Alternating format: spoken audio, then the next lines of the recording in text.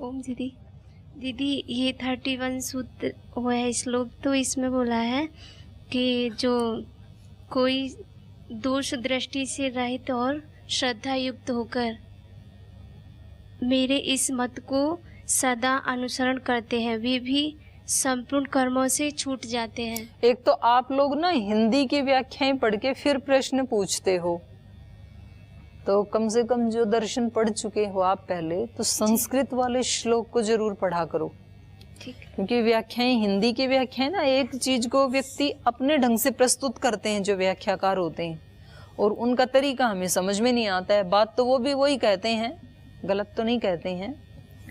तो पूछो, आप व्याख्या पढ़ के पूछ रही हो, पूछो क्या पूछना है। तो ये संपूर्ण कर्मों से कैसे छूट जाते हैं दीदी?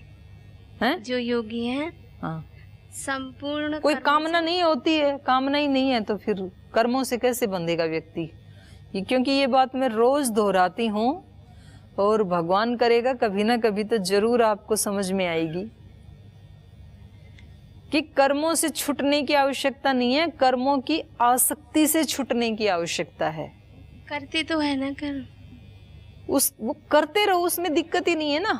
क्या बाधा आ रही है कर्म करने में? बाधा है आसक्ति की।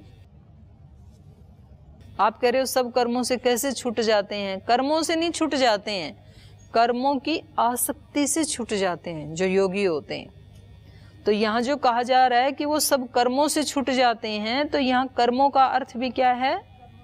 कर्मों की आसक्ति से छूट जाते हैं।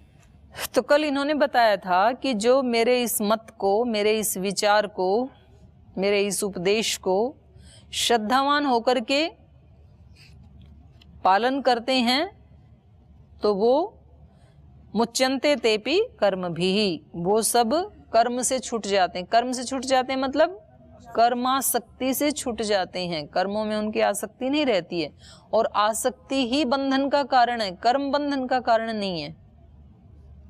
क्योंकि कर्म यदि बंधन का कारण हो तो सबसे पहले तो परमात्मा बंधेगा, हमारा नंबर बाद में आएगा।